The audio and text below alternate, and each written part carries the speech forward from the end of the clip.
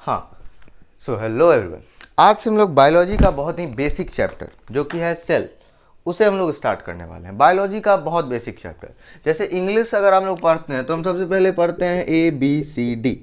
अब बायोलॉजी जब हम लोग पढ़ेंगे तो हम लोग पढ़ने वाले हैं सेल। ये बायो का एकदम बेसिक चैप्टर होने वाला है और आई एश्योर यू कि the concept that I am giving you about this chapter will be very concrete, क्योंकि जो मेरे टीचर हैं he has given me a very good concept of it.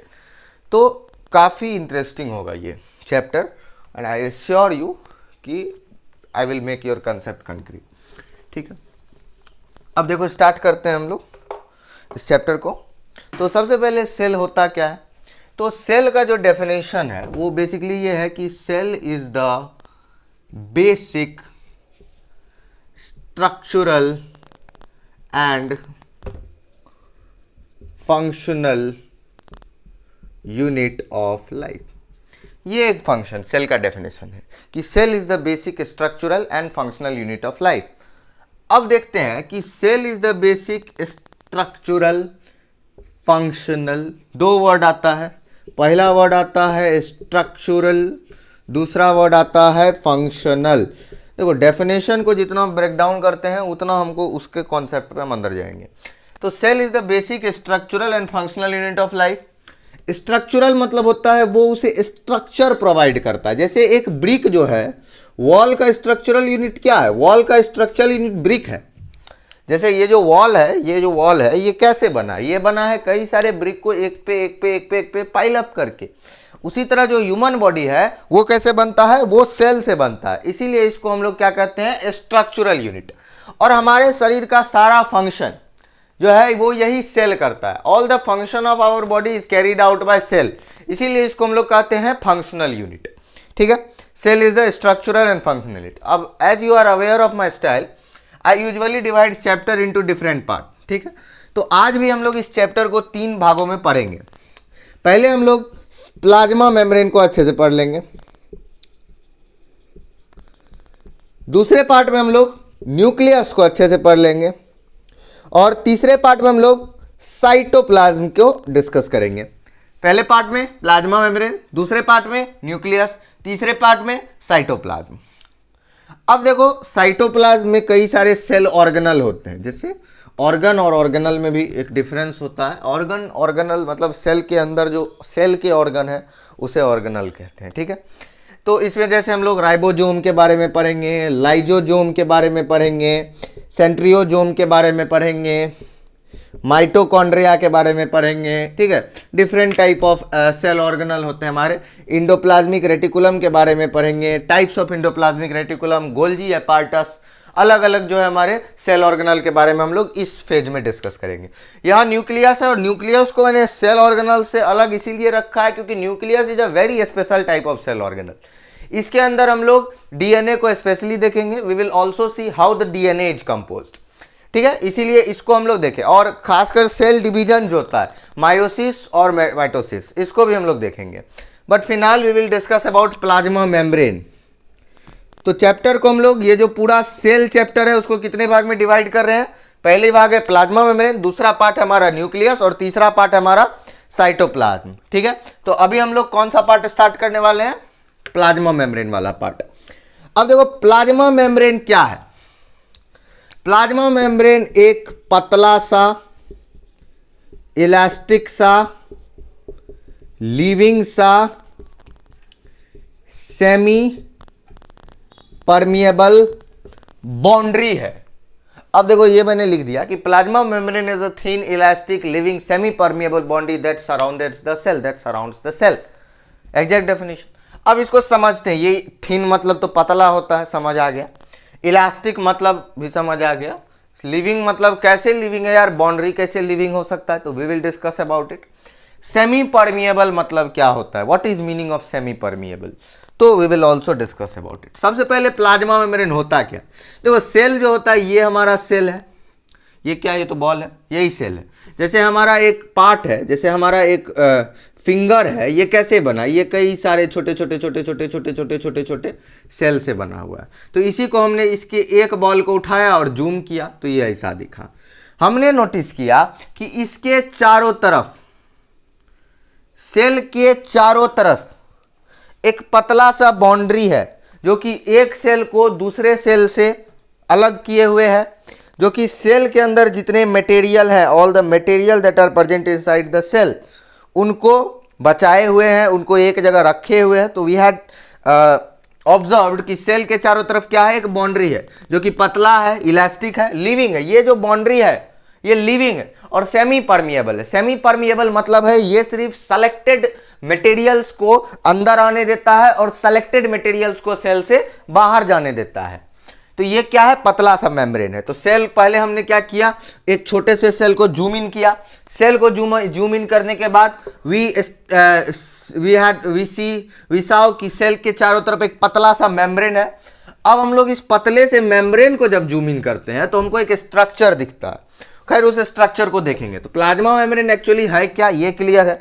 Plasma membrane एक थिन लाइनिंग है, एक thin elastic living semi permeable boundary है जो cell के चारों तरफ प्रेजेंट रहती है। अब देखो प्लाज्मा मेम्ब्रेन किस किस चीज से बना हुआ है। ये जो हमारा प्लाज्मा मेम्ब्रेन है, बाय द वे इसको कहीं कहीं साइटोसोलिक मेम्ब्रेन भी कहते हैं। इसको हम लोग सेलेक्टिवली परमिएबल मेम्ब्रेन भी कहते हैं। तो प्लाज्मा मेम्ब्रेन का अलग अलग नाम है, जैसे सेलेक्टिवली परमिएबल मेम्ब्रेन एक नाम है, साइटोसोलिक मेम्ब्रेन नाम है, ठीक है, सेलेक्टिवली परमिएबल मेम्ब्रेन नाम है, यह सब प्लाज्मा मेम्ब्रेन के नाम है। अब देखो प्लाज्मा मेम्ब्रेन किस किस चीज से बना हुआ है, इस चीज पे अब हम लोग देखते हैं। हर चीज किसी ना किसी चीज से तो बना ही होगा, ठीक है। जैसे घर किससे बना हुआ है, ईंट से बना हुआ है, सीमेंट से बना हुआ है। प्लाज्मा मेम्ब्रेन क्या है, एक बाउंड्री है। घर का बाउंड्री भी किसी ना किसी चीज से बना हुआ है, तो सेल का बाउंड्री भी बना हुआ रहता है किसी चीज। प्लाज्मा मेम्ब्रेन जो है ये लिपिड से, कार्बोहाइड्रेट से और प्रोटीन से बना हुआ है। प्लाज्मा मेम्ब्रेन जो है ये लिपिड, कार्बोहाइड्रेट और प्रोटीन से बना हुआ है।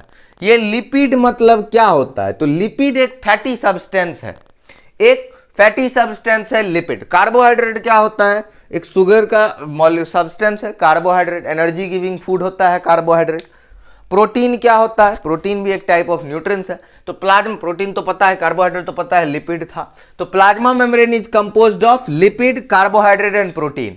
लिपिड भी प्लाज्मा मेम्ब्रेन में तीन तरह के होते हैं। पहला होता है फॉस्फोलिपिड, दूसरा होता है कोलेस्ट्रोल और तीसरा होता है ग्लाइकोलिपिड, ठीक है। प्रोटीन भी प्लाज्मा मेम्ब्रेन में दो होता है। पहला होता है इंट्रिंसिक प्रोटीन और दूसरा होता है एक्सट्रिंसिक प्रोटीन, और कार्बोहाइड्रेट तो होता ही है। तो प्लाज्मा मेम्ब्रेन किस चीज से बना हुआ है, अगर डायरेक्ट क्वेश्चन है तो वी कैन आंसर कि जो हमारा प्लाज्मा मेम्ब्रेन है वो लिपिड, कार्बोहाइड्रेट और प्रोटीन से बना हुआ है। स्पेशली प्रोटीन की बात करें तो there are two type of protein, intrinsic, extrinsic. वो हम लोग डिस्कस जरूर करेंगे क्या होता है। लिपिड कौन कौन कौन से लिपिड प्लाज्मा मेम्ब्रेन पे पाए जाते हैं, फॉस्फोलिपिड, ग्लाइकोलिपिड एंड कोलेस्ट्रॉल, ठीक है। तो इतना कंसेप्ट क्लियर है। प्लाज्मा मेम्ब्रेन किससे बना हुआ है, लिपिड से, कार्बोहाइड्रेट से और प्रोटीन से।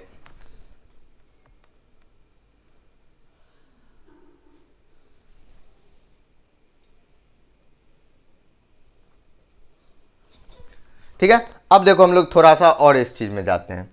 देखो ये जो कार्बोहाइड्रेट है प्लाज्मा मेम्ब्रेन में, हमने देखा प्लाज्मा मेम्ब्रेन में कार्बोहाइड्रेट होता है। तो चलो पहले इस पार्ट को ही डिस्कस करते हैं। देखो कार्बोहाइड्रेट बहुत तरह का होता है, जैसे होता है मोनोसैकेरेट, एक कार्बोहाइड्रेट होता है ओलिगोसैकेरेट, एक कार्बोहाइड्रेट होता है पॉलीसैकेरेट। तो अलग अलग टाइप का कार्बोहाइड्रेट होता है। और ये जो हमारा देखो प्लाज्मा मेम्ब्रेन में ये ओलिगोसैकेरेट नाम का कार्बोहाइड्रेट है। तो ये हम लोग ऑब्जेक्टिव याद रखेंगे कि which type of carbohydrate is there in plasma membrane, तो it is oligosaccharide. Plasma membrane में कौन सा कार्बोहाइड्रेट है, ओलिगोसैकेरेट कार्बोहाइड्रेट है। अब देखो इसमें थोड़ा सा और हम लोग क्लियर करते हैं, लिपिड, कार्बोहाइड्रेट, प्रोटीन। अब देखो मोनोसैकेरेट मतलब क्या होता है, सैकेरेट मतलब होता है शुगर, मोनो मतलब होता है एक, जो एक शुगर मॉलिक्यूल से बना है उसको मोनोसैकेरेट कहते हैं। जो 1 से 8 1 से 8 शुगर मॉलिक्यूल से बना हुआ है उसको ओलिगोसैकेराइड कहते हैं, और जो 8 से ज्यादा शुगर मॉलिक्यूल से बना है उसको पॉलीसैकेराइड कहते हैं। तो हमारा प्लाज्मा मेम्ब्रेन में कौन सा कार्बोहाइड्रेट रहता है? ओलिगोसैकेराइड कार्बोहाइड्रेट रहता है। इंट्रिंसिक एक्सट्रिंसिक प्रोटीन क्या है? तो जब हम प्लाज्मा मेम्ब्रेन का डायग्राम बनाएंगे तो we will discuss about it. अब देखो ये फॉस्फोलिपिड मतलब क्या होता है। मैंने बोला कि लिपिड कार्बोहाइड्रेट प्रोटीन से होता है और लिपिड 3 होता है, फॉस्फोलिपिड, कोलेस्ट्रॉल और ग्लाइकोलिपिड। देखो ये जो हमारा फॉस्फोलिपिड है, फॉस्फोरस और लिपिड, नाम से ही क्लियर है, वो लिपिड जिसमें फॉस्फोरस हो उसको फॉस्फोलिपिड कहते हैं। कोलेस्ट्रॉल क्या होता है? एक टाइप का लिपिड होता है। ग्लाइकोलिपिड, देखो ग्लाइकोलिपिड मतलब क्या होता है? ग्लाइकोलिपिड मतलब होता है शुगर प्लस लिपिड, ये होता है ग्लाइकोलिपिड का मतलब। तो ये 3 टाइप के लिपिड हैं। फॉस्फोलिपिड जो है ये फ्लूइडिटी प्रोवाइड करता है, फॉस्फो लिख लेंगे अगर कॉपी है तो, फॉस्फोलिपिड प्रोवाइड फ्लूइडिटी। कोलेस्ट्रॉल जो है ये प्लाज्मा मेम्ब्रेन को स्ट्रेंथ प्रोवाइड करता है, और ये जो हमारा ग्लाइकोलिपिड है ये प्लाज्मा मेम्ब्रेन को रिकॉग्नाइजेशन में हेल्प करता है। यानी कि देखो since it is selectively permeable, तो किसको अंदर जाना है किसको नहीं देना है इससे पहले उस मॉलिक्यूल को रिकॉग्नाइज करना पड़ेगा। प्लाज्मा मेम्ब्रेन क्या है? सबको अंदर बाहर करने नहीं देता है। तो अगर कोई यहां पे आया तो पहचानना तो पड़ेगा नहीं ये सही है कि ये गलत है, ये पहचानने में हेल्प करता है हमारा ग्लाइकोलिपिड। सेम वर्क है हमारे कार्बोहाइड्रेट का, और प्रोटीन का क्या वर्क है अब हम लोग डिस्कस करेंगे। तो इतना क्लियर हुआ कि प्लाज्मा मेम्ब्रेन 3 चीज से बने हुए हैं। पहला चीज होता है लिपिड, दूसरा चीज होता है प्रोटीन, तीसरा होता है कार्बोहाइड्रेट। लिपिड 3 होते हैं, पहला होता है फॉस्फोलिपिड, सबसे ज्यादा फॉस्फोलिपिड होता है, दूसरा होता है कोलेस्ट्रॉल, तीसरा होता है ग्लाइकोलिपिड। कार्बोहाइड्रेट प्लाज्मा मेम्ब्रेन में ओलिगोसैकेराइड कार्बोहाइड्रेट होता है, और ये प्रोटीन 2 होता है, इंट्रिंसिक और एक्सट्रिंसिक प्रोटीन होते हैं प्लाज्मा मेम्ब्रेन में। अब चलो हम लोग प्लाज्मा मेम्ब्रेन के डायग्राम पे चलते हैं।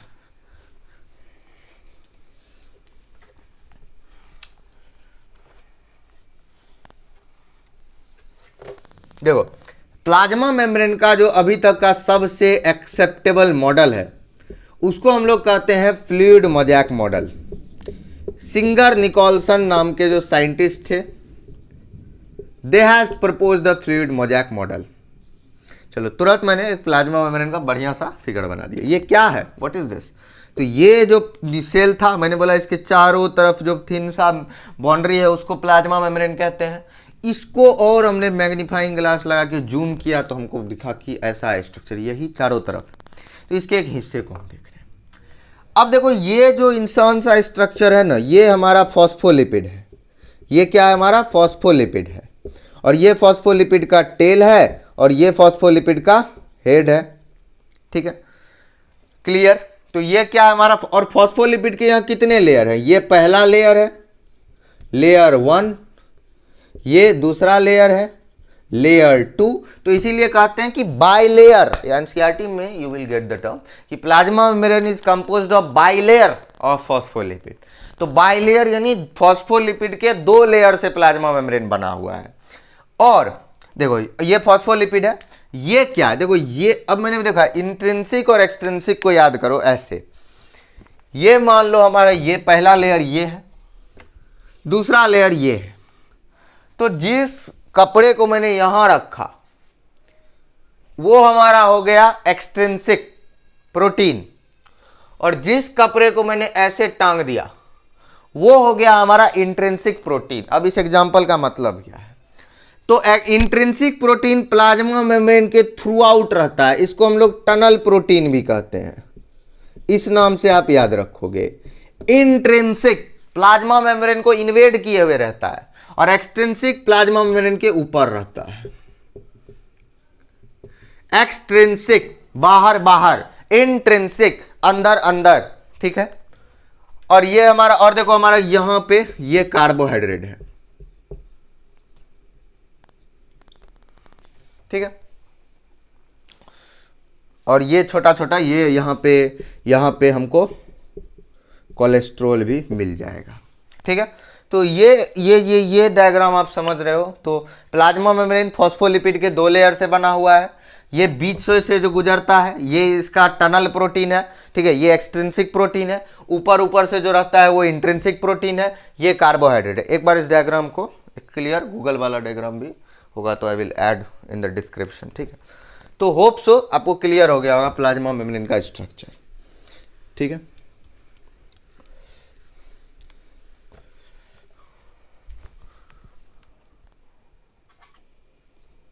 हाँ, तो अब हम लोग देखते हैं ट्रांसपोर्ट।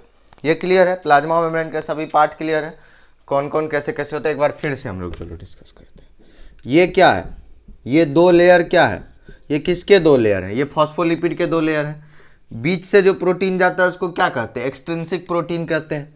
ऊपर से जो प्रोटीन रहता है उसको क्या कहते हैं, इंट्रिंसिक प्रोटीन कहते हैं। This clear. और ये ऐसे जो है ये क्या है, कार्बोहाइड्रेट है, और बीच में क्या है, कोलेस्ट्रॉल है। तो यही तो सिंपल सा डायग्राम है प्लाज्मा मेम्ब्रेन का, ठीक है। देखो एक चीज और याद रखना, सबके वर्क्स क्लियर है। देखो कार्बोहाइड्रेट जो होता है वो भी रिकॉग्नाइजेशन में हेल्प करता है ग्लाइकोलिपिड के तरह, ठीक है। और एक्सट्रिंसिक और इंट्रिंसिक प्रोटीन, अब देखो ये टनल है, सिंपल सी बात, देखो एक्सट्रिंसिक इंट्रिंसिक प्रोटीन पे थोड़ा डिस्कस कर ले। ये पहला लेयर है, चलो ये दूसरा लेयर है, चलो इसके बीच में एक खाली जगह है, यही तो है हमारा इंट्रिंसिक प्रोटीन। ये क्या करता है, इंट्रिंसिक, यही है हमारा इंट्रिंसिक प्रोटीन। और बाहर से जो प्रोटीन है ये हमारा extrinsic protein. I have given you the example ना, ऊपर नीचे। ये टनल का काम करता है, किसी को अंदर बाहर जाने में हेल्प करता है। और ये कैटलिस्ट इंजाइम का काम करता है। कोई भी रिएक्शन होता है, इंजाइम मतलब क्या, कैटलिस्ट मतलब क्या, जो केमिकल रिएक्शन को बढ़ावा दे, that increases, that motivates the chemical reaction. तो ये जो है हमारा प्रोटीन, एक्सट्रिंसिक प्रोटीन, ये कैटलिस्ट के तरह, बायोलॉजिकल कैटलिस्ट यानी इंजाइम के तरह वर्क करता है, और ये टनल के तरह वर्क करता है। अब देखो ट्रांसपोर्ट, यानी प्लाज्मा मेम्ब्रेन के आर पार, देखो प्लाज्मा मेम्ब्रेन सेलेक्टिवली परमिएबल है, लेकिन परमिएबल तो है, यानी कि it allow the movement of things around them, सही बात है। तो plasma membrane is selectively permeable, ठीक है, कंप्लीटली तो नहीं बट सेलेक्टिवली है ना, परमिएबल है, यानी कि अलाउ करता है, यानी कि प्लाज्मा मेम्ब्रेन के थ्रू भी मटेरियल्स का ट्रांसपोर्ट पॉसिबल है। तो जो प्लाज्मा मेम्ब्रेन से ट्रांसपोर्टेशन है वो हम लोग तीन तरह से उसको देख सकते हैं। पहला एक्टिव, दूसरा पेसिव, तीसरा बल्क। तो there are 3 type of transportation from plasma membrane, active transport, passive transport, bulk transport. अब देखो ये जो हमारा एक्टिव ट्रांसपोर्ट है इसमें एनर्जी लगता है, पेसिव में एनर्जी नहीं लगता है। एनर्जी यानी एटीपी का खर्च नहीं होता है, बल्क में एनर्जी कंज्यूम होता है। पहला डिफरेंस, एक्टिव ट्रांसपोर्ट जो है ये कंसंट्रेशन ग्रेडियंट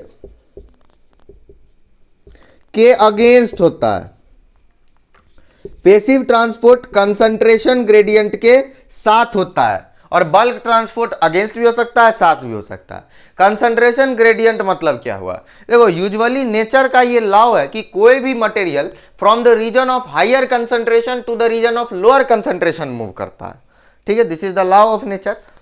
तो हमारा जो एक्टिव ट्रांसपोर्ट होगा, तो जो पेसिव मतलब देखो कंसंट्रेशन ग्रेडियंट यही है कि एक तरफ हायर कंसंट्रेशन है, एक तरफ लोअर कंसंट्रेशन है। पेसिव ट्रांसपोर्ट कंसंट्रेशन ग्रेडियंट के साथ होता है, यानी हायर से लोअर की तरफ मूव करता है। एक्टिव जो है ये लोअर से हायर की तरफ मूव करता है। पेसिव कैसे मूव करता है, हायर टू लोअर, और एक्टिव कैसे मूव करता है, लोअर टू हायर, और ये तो जैसे मन वैसे मूव करता है।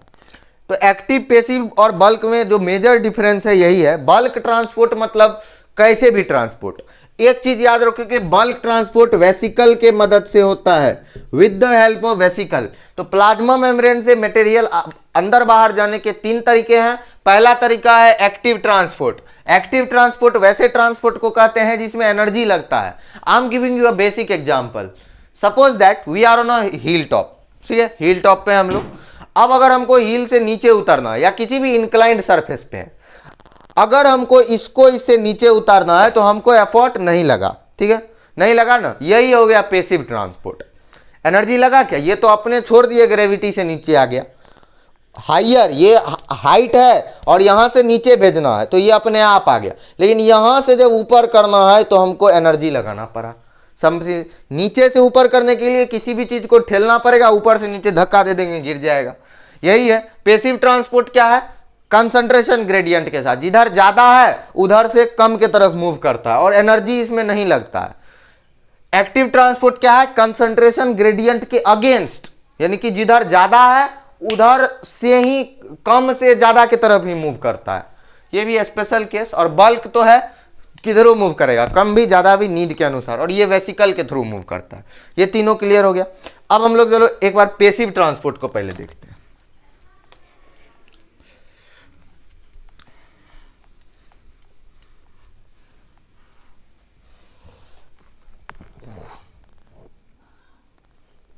तो first time I am making the video little longer, video को कट्स कर देंगे हम लोग।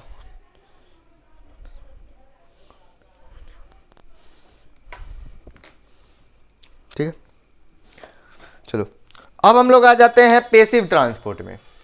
किसमें, पैसिव ट्रांसपोर्ट में।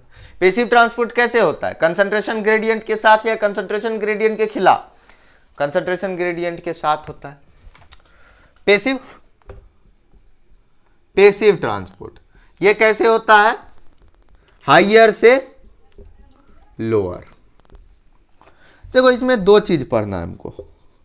पहला चीज हमको पढ़ना है डिफ्यूजन, दूसरा चीज हमको पढ़ना है ओस्मोसिस। डिफ्यूजन मतलब होता है the movement of material from the area of higher concentration to the area of lower concentration.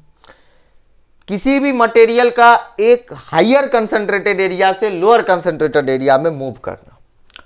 जैसे डिफ्यूजन का एक एग्जांपल देते हैं हम। एक बेसिक सा ग्लास है, ग्लास ऑफ वाटर है।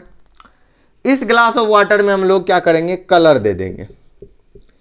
देखेंगे कि धीरे धीरे धीरे धीरे धीरे धीरे ये पूरा ग्लास जो हो जाएगा वो उस कलर का हो जाएगा। जैसे अगर हम ब्लू कलर डालेंगे तो ये पूरा वाटर ब्लूइश हो जाएगा। ये वाटर पहले ये कलर यहाँ गिरेगा, यहाँ से धीरे धीरे धीरे धीरे धीरे धीरे धीरे ये फैल जाएगा।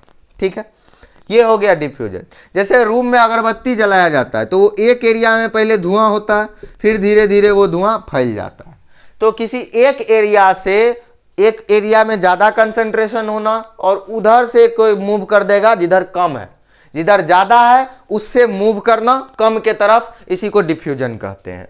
और ओस्मोसिस सेम चीज़ है, लेकिन यहाँ सॉल्वेंट मूव करता है अक्सर और सेमी परमिएबल मेम्ब्रेन के थ्रू करता है। इनके एक स्पेशल टाइप ऑफ मेम्ब्रेन यहाँ इन्वॉल्व होता है। जैसे किशमिश को अगर हम लोग दूध में डाल देते हैं तो क्या होता है, किशमिश स्वेल अप हो जाता है, क्योंकि दूध का जो सॉल्वेंट वाला पार्ट है वो किशमिश में चले जाता है। क्योंकि ऐसा क्यों, क्योंकि दूध में हायर कंसंट्रेशन, दूध में पानी कम है, अब बाहर पानी ज्यादा, सॉरी किशमिश में पानी कम है, दूध में पानी ज्यादा है, इसीलिए दूध से पानी किशमिश के तरफ बढ़ गया। तो मूवमेंट तो होगा हायर कंसंट्रेशन से लोअर कंसंट्रेशन तक का ही, लेकिन बीच में सेमी परमिएबल मेम्ब्रेन इन्वॉल्व हो जाएगा। तो डिफ्यूजन मतलब होता है movement of substance from the area of higher concentration to the area of lower concentration. Osmosis मतलब होता है the movement of material from the area of higher concentration to the area of lower concentration through a semi permeable membrane. तो ये osmosis और diffusion दोनों क्या है, passive transport का पार्ट है। इसके अलावा I don't think passive transport वाले पार्ट में हमको कुछ डिस्कस करना है। Let me see your syllabus. हो गया, पैसिव ट्रांसपोर्ट में हमको इतना ही देखना है। ऑस्मोसिस को हम लोग फैसिलिटेटेड डिफ्यूजन भी कहते हैं। ठीक है, I am showing you one example of it. Let's wait for me. हाँ सी, देखो एक ग्लास ऑफ वाटर है मेरे हाथ में। अब देखो ये ग्लास ऑफ वाटर पूरा अभी वाटर के कलर का है। ठीक है, अब हम इसमें क्या करते हैं, एक डाई डालते हैं। ठीक है, अब देखो इस वाटर में हम लोग क्या करेंगे, डाई डाल दिया। अब देखो एक वाटर के एक हिस्से में भी डाई का कंसंट्रेशन ज़्यादा है, वाटर के इस हिस्से में इसका कंसंट्रेशन, और धीरे धीरे क्या हो रहा है, देखो पूरा वाटर धीरे धीरे ब्लूइश हो रहा है। तो यही है ओस्मोसिस का कंसेप्ट। अब ये धीरे धीरे देखो ये डाई किसी एक एरिया में जहाँ पे डाई है वहाँ से ये डाई मूव कर रहा है उस एरिया में जहाँ पे ये नहीं है। सो यही है, इसको अगर हम कुछ देर छोड़ देंगे, ठीक है, लेट्स एक मिनट, हाँ माइक, हाँ ठीक है। तो let's leave it for some time और after that you will observe कि ये पूरे तरह से मिक्स हो जाएगा। 2 मिनट के लिए हम इसको छोड़ देते हैं। देखो ये पूरी तरह से एकदम पूरे वाटर में फैल गया। तो यही है डिफ्यूजन का कंसेप्ट। डिफ्यूजन का कंसेप्ट क्या है कि एक हायर एरिया से मटेरियल, एक एरिया ज़्यादा है, ज़्यादा से मूव कर रहा है कम की तरफ। तो होप सो आपको डिफ्यूजन ऑस्मोसिस क्लियर हो गया हो। अब नेक्स्ट वीडियो में हम लोग पैसिव ट्रांसपोर्ट और बल्क ट्रांसपोर्ट स्टार्ट करेंगे। Thank you for today.